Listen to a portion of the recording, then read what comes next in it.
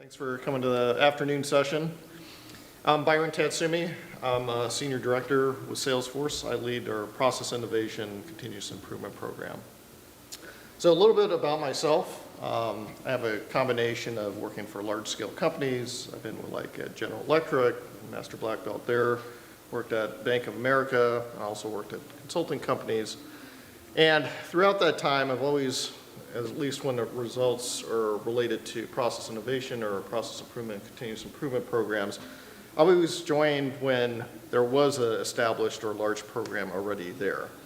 And so when Salesforce called me and said, hey, we want you to help create one from scratch, I jumped at the chance because it's a unique opportunity where not many people get a chance to really start something from scratch. And also having the chance to work for a global cloud company. And hence, this is kind of my story and perspective in being able to get something created from scratch here. So to start with, really what I plan to cover is really three items. One, around how we created a tailored program here for Salesforce based upon our culture. And I'll talk a little bit more about how the culture is pretty unique at Salesforce. Second, talking about mobilizing commitment, because mobilizing commitment is a really critical piece of success for any program to get off the ground. And three, talking about lessons learned. So before I talk more about the program itself, just a raise of hands, how many have heard of or used Salesforce? Okay, so it looks like you guys all heard about it. But just as a quick recap, we're a major customer relationship management provider. And really what's, I think, unique about this company, it's a very fast-growing company.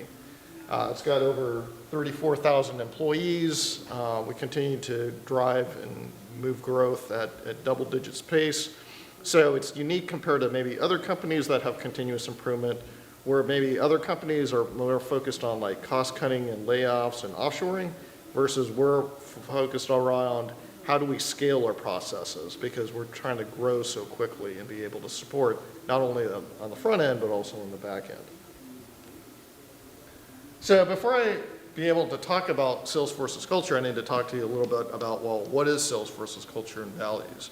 So if you look on the left-hand side, this is really about Salesforce's, what we call values. And there's really four key values. The first one is all about trust, making sure that our customers trust us with their data because they're using our platform to run their critical processes and services. And so trust is always number one. The second is around customer success. We aren't successful if our customers aren't successful. So that's the second value. The third is around innovation. We try to innovate in all different parts of the company, but one example is we release 3 releases each year of new products and features to all of our customers, so that's just an example of innovation. And then the fourth is around equality, and this includes everything from equal pay to diversity and other aspects as well. On the right-hand side, you'll see from our CEO's perspective, what is unique and what we focus around from a Salesforce culture. And this includes, and I won't touch them on all, but some of the key ones that are applicable is like the first one, beginner's mind. Going in, especially if we're working with our customers, being open-minded and taking a listen view and really understanding what is going through their particular situation. Another key one is around customer first. This kind of relates to back to the value of customer success. The third one is unique, ohana, and it's a Hawaiian word, as Salesforce takes a lot of Hawaiian themes and words, and that really means family. And when we mean ohana, that means our customers, our partners, and our employees. So we're all together, working together as one ohana or family.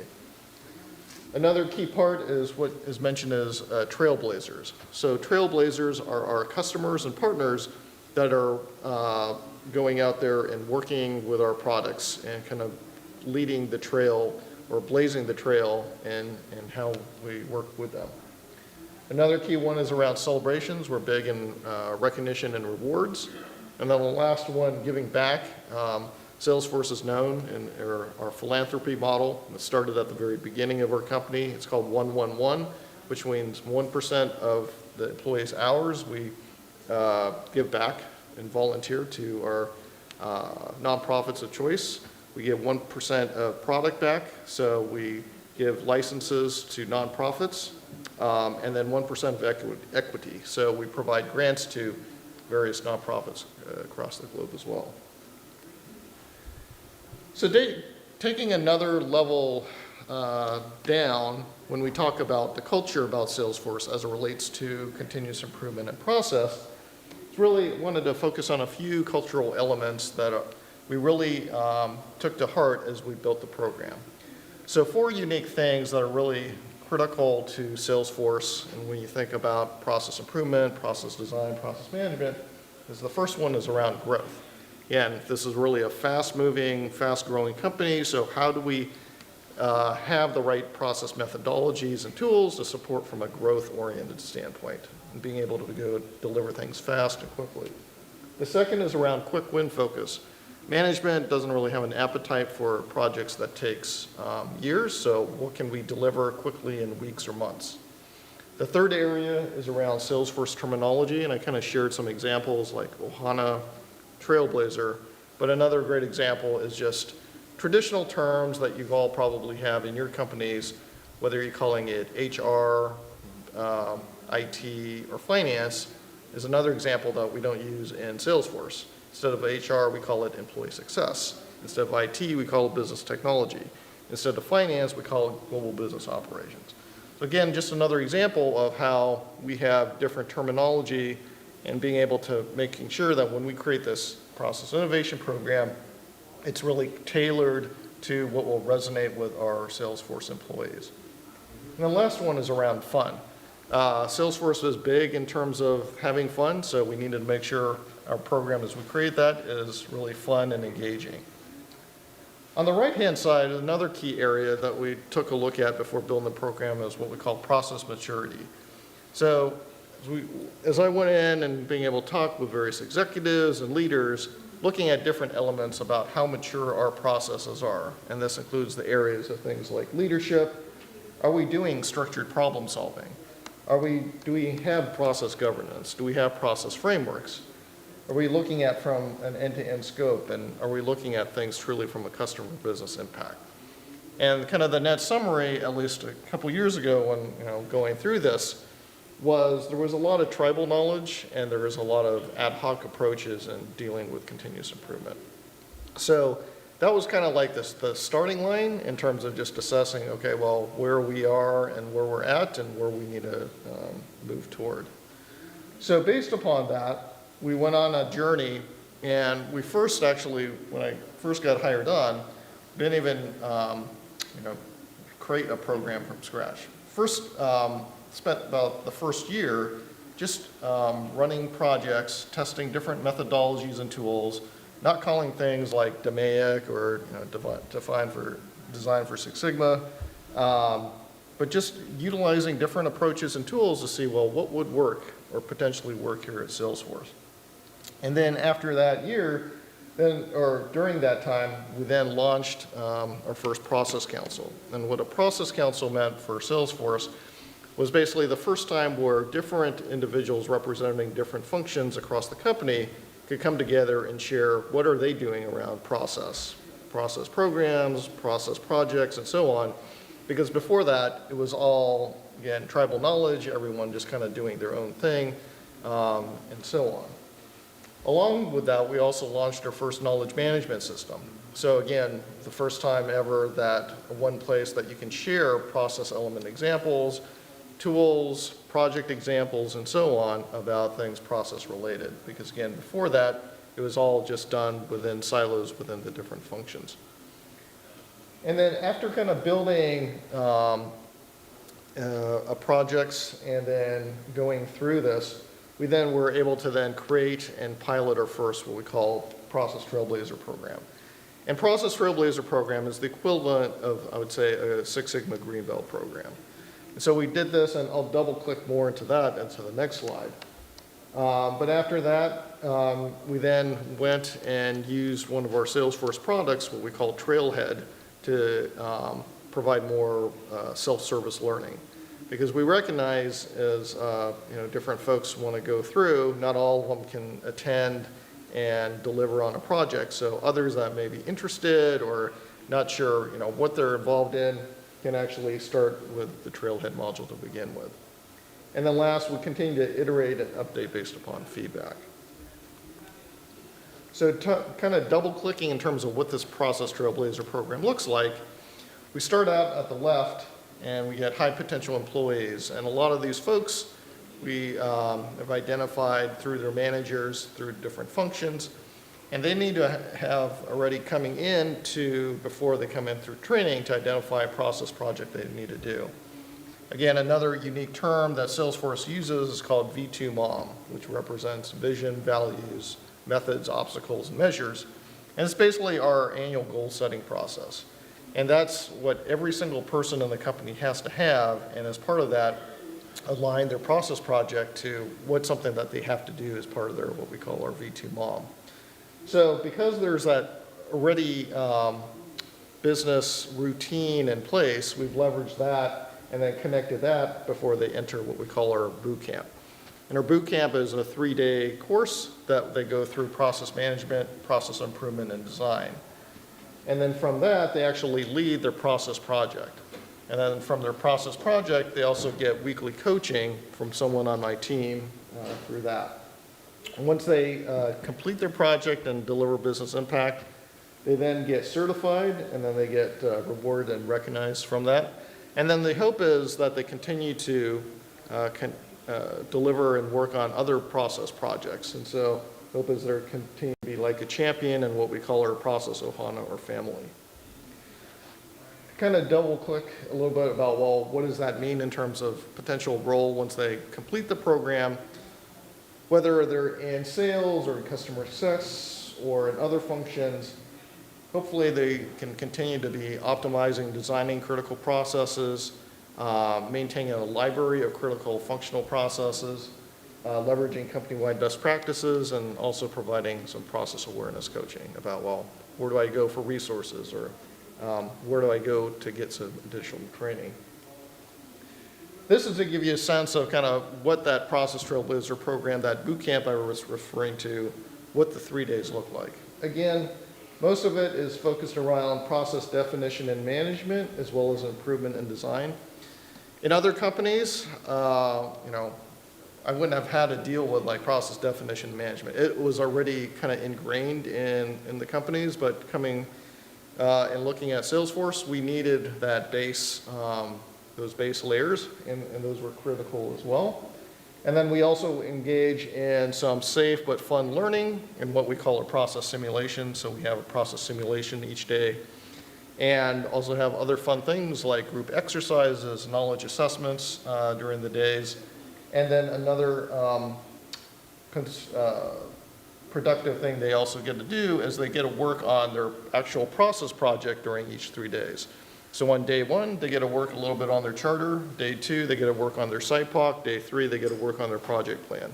So not only are they learning about their the methodology and the tools, they get to actually apply some of the things that they're learning during each of these days as well.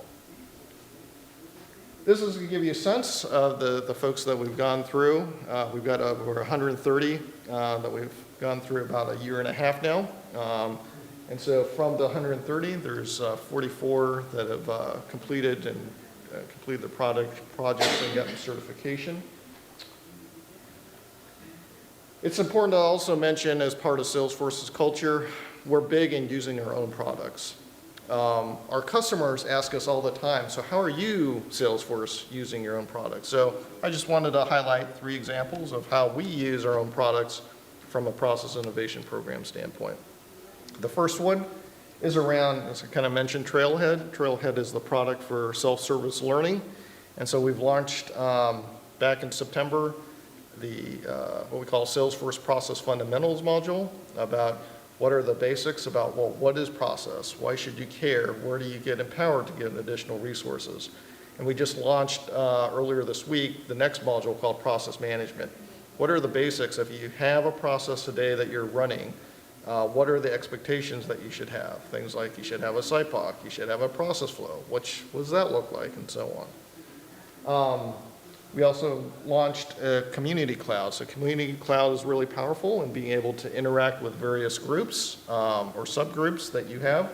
In this case, we use this for each of our boot camps. We have a separate community cloud for every single boot camp session, and they're being able to then track and understand and collaborate through that that particular community cloud. And then the last product that we use is Quip, which is a productivity tool. It's the equivalent of Microsoft Office or like the Google Docs.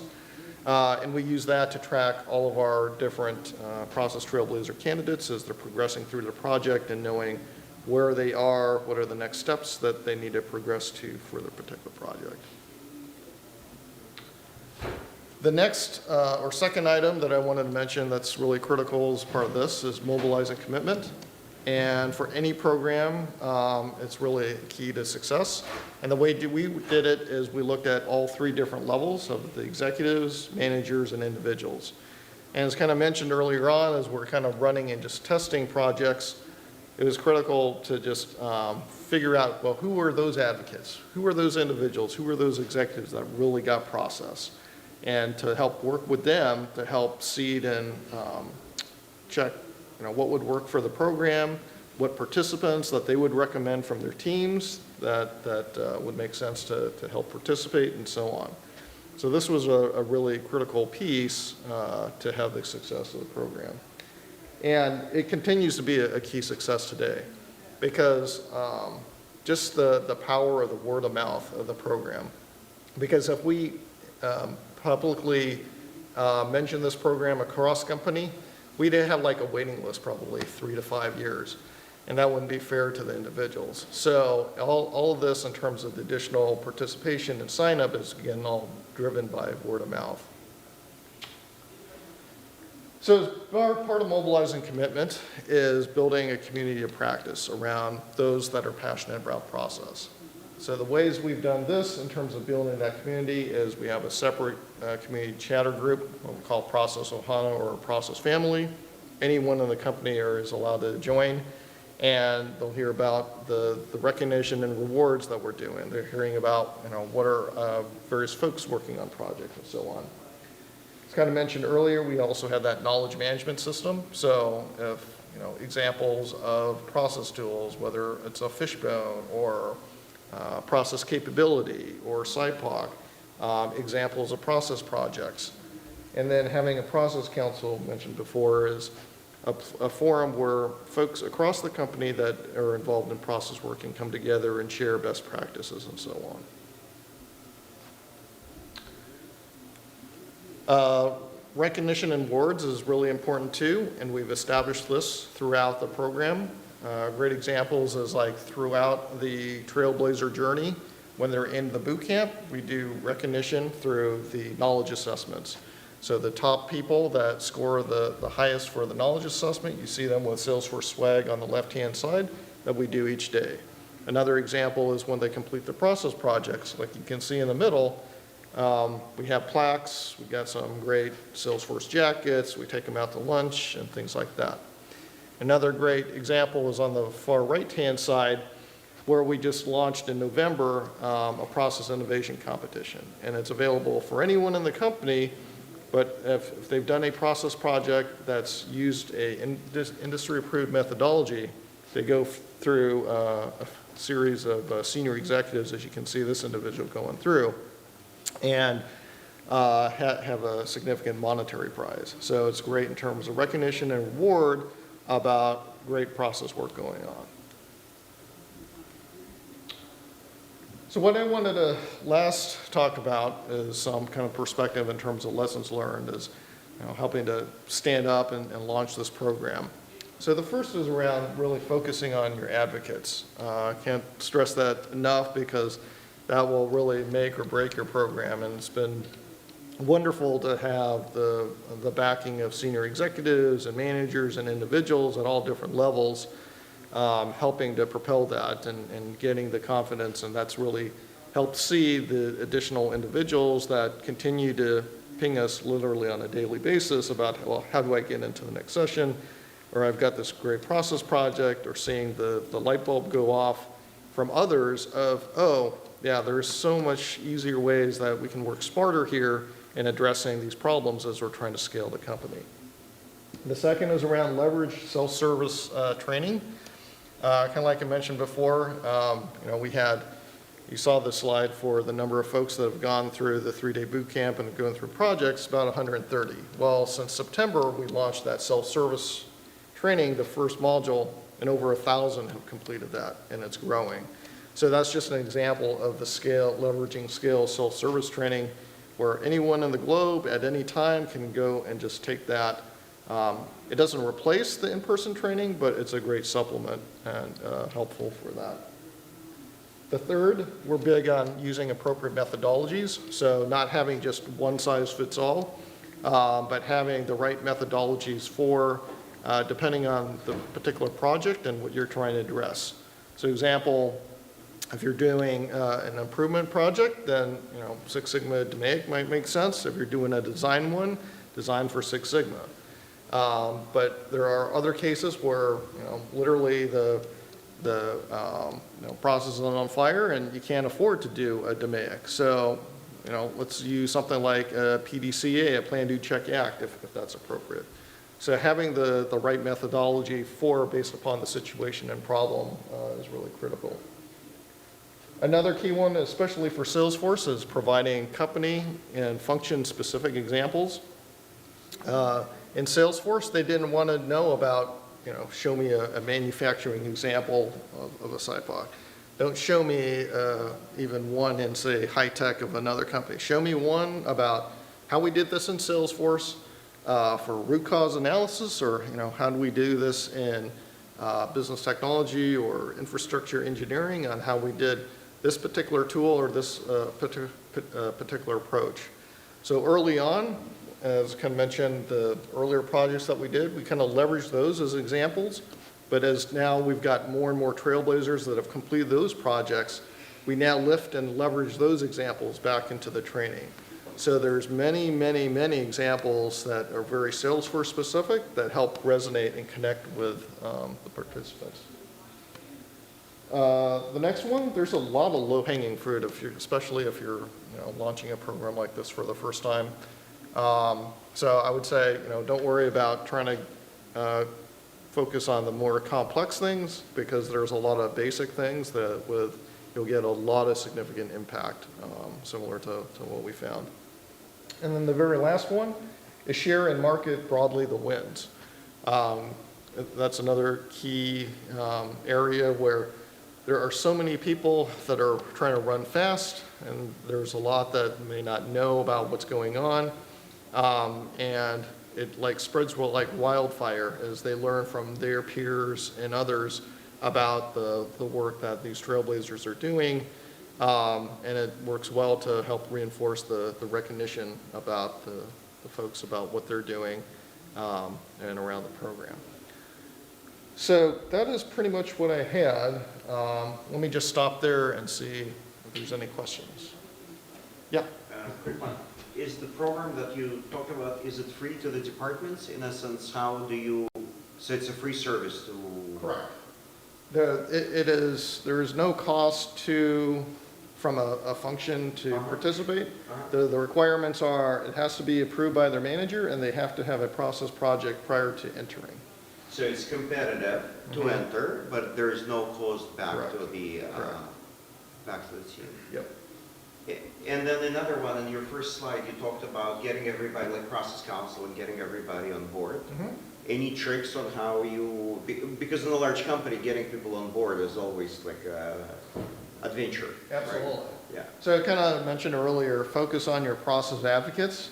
As you go function by function, department by department, look at the ones that really get it. It may, there may be some key people that might make sense, and maybe that person, when you go to, maybe not necessarily fully on board, or maybe resistant. So maybe go to the second or third person in that particular department that really gets it. So it may not be the primary person that you're thinking of in that particular department. So that's really why you want to focus on, those that really get it or think that you'll be on board. And usually after later on, you'll see the others that will naturally want to join, but not necessarily the initial people that are always 100% the right people that maybe call it either motivated or get, exactly. Yep. Salesforce has done really well with this program. So what was the starting point of saying you need to start improving things and so on? Because I mean, from 0 to 34,000 employees, everything is doing well. So what was the trigger? Well, the trigger, I think, was just based upon different discussion by senior executives to saying, my gosh, we're so big, but we are operating not like a scale company should be. So we need to start implementing something, but they weren't sure exactly what that something was. And so that was really kind of the trigger point. And you're calling this program innovation. At the end of the day, it's not really innovation, it's rather continuous improvement. So why did you choose innovation rather than continuous improvement? Good question. So we do have innovation where there's like process design. So great examples are some of the early process work that we had to do. Some processes have just been built over, say, like duct tape and just patched together over, say, 16, 17 years. And executives would say, for that particular process, especially if it was customer facing, we just need to scrap it, and we need help from you guys to help reimagine what is it that we should look like. So in that case, that is true process innovation. The other part of the reason why we use that particular word, innovation, is kind of back to Salesforce terminology. The term innovation is more connected or will relate better within Salesforce. And so while it's not, to your point, not 100% all innovation, we do also continuous improvement, and process management. That helps connect to the audience that we have. Yeah. Yes? Thank you for sharing. Sure. So can you tell us a little bit about how you're resourcing this function, where you fall within the organization, and possibly your scale and growth ambitions? Yeah. So until recently, like a couple weeks ago, I was reporting into what they call Global Business Operations. It's now just switched over to one new group, still within, call it within the CEO. It's called Corporate Planning and Continuous Improvement. So now I lead the continuous improvement part of that group. In terms of actual coaches around that, we've got a total of 4 that we've got and expecting to grow a lot more. And that's a full-time role. Yeah. Yeah. So I saw that you had a lot related to project management, process management. In terms of education, does Salesforce actually have a module for workflow automation? Or actually putting the process flow into practice? Like, Is that what As you're in thinking? within Salesforce's product itself, or your? Yeah, so my company uses it for our customer management database. Yeah. But then every time we try to do a process related to a customer, maybe onboarding a new customer or terminating an account, all the processes are handled outside of Salesforce, and then we need to go back. Oh, okay, into okay. Salesforce to Okay. kind of update the account. Yeah, so there's a tool that our customers use that's provided through Salesforce. It's called Process Builder. So that may be something you might want to check into. And if you have any more questions, then just check with your Salesforce rep. That can help, connect you to the right resources. Yep. What are your KPIs for your organization? Are you going after an impact, a number of employees, reach? What do you go with? Yeah, it's a combination of both. both looking in terms of dollar impact, and that looks at it both from whether it's supporting at the top line or at the bottom line, and then also in terms of people that we're certifying and making sure that, yeah, we're tracking to those. Any other questions? All right, well, thank you for your time, and